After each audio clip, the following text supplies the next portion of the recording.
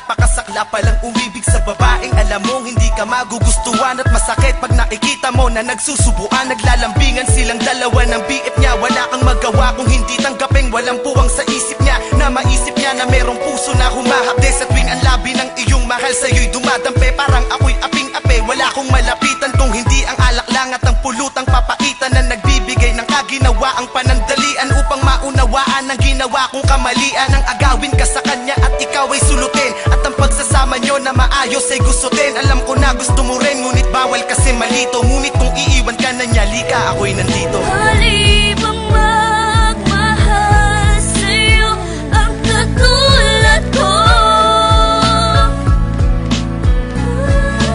Kahit pa na alam ko may nagmamay-ari sa'yo.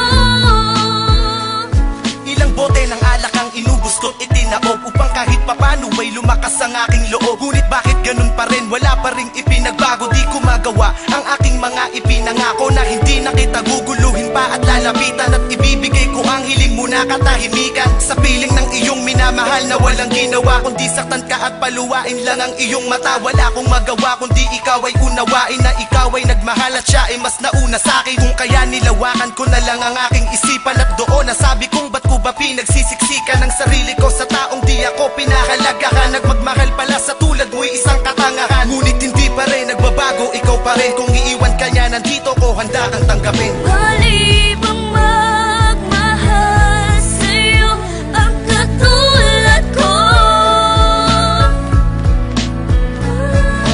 Kahit pa na alam ko may nagmamay-ari sa'yo.